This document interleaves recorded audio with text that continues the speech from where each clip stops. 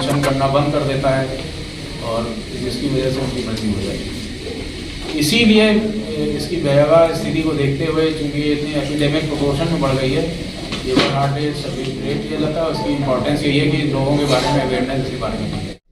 नमस्कार, मैं हूं रोहित प्रियदर्शन और आप देख रहे हैं ग्रेनो न्यूज़। अभी हमारे साथ मौजूद हैं doctor Vivek Tandon, additional director Fortis hospital Greater Noida, और आपसे हम बात करेंगे और जानेंगे कि फोर्टिस हॉस्पिटल ग्रेटर नोएडा ने आज विश्व हृदय दिवस किस तरह मनाया। आपके हार्ट अटैक अगर आता है तो उसके क्या लक्षण हैं और गोल्डन आवर्स क्या होता है।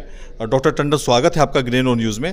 तो पहले तो आपको बहुत बधाई, आज विश्व हृदय दिवस जो है मनाया जा रहा है और विश्व स्वास्थ्य संगठन के द्वारा लोगों को जागरूकता पैदा करने के लिए ये मनाया जाता है। तो फोर्टिस हॉस्पिटल जो है किस तरह से आज विश्व हृदय दिवस मनाया और आपने क्या लोगों को संदेश दिया जागरूकता पैदा करने के लिए?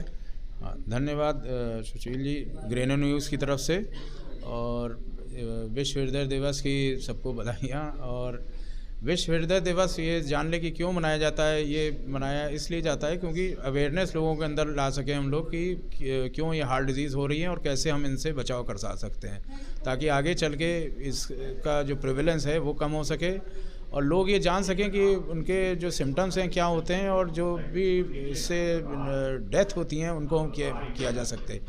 क्योंकि ये देखा गया है कि नंबर 1 किलर जो है कार्डियोवैस्कुलर डिजीज़ ही हैं आजकल के दौर में, और तो इसलिए अगर हम इससे बचाव करते हैं तो इसका सीधे इम्पैक्ट या मान लो कि जो इसकी वजह से डेथ होती है उसके ऊपर पड़ेगा, उनके नंबर से पड़ेगा।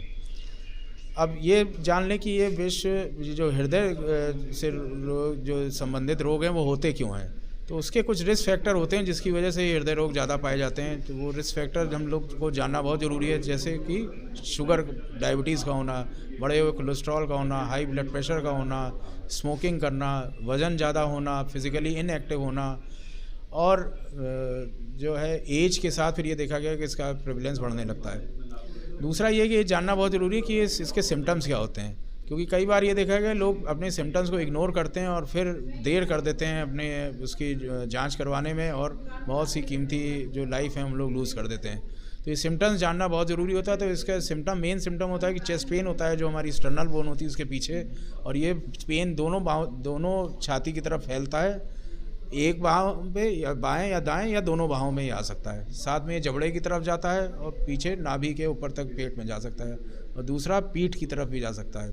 साथ में इसमें ये होता है कि पेशेंट को गैस की भी फीलिंग हो सकती है, उल्टी भी आ सकती है, या मिचली ऐसी जैसे लग सकती है। तो किसी को भी अगर पेन हो तो तुरंत उसे इग्नोर नहीं करना चाहिए, तुरंत एक बार चेक करवाना चाहिए। बिल्कुल चेकअप करवाना चाहिए।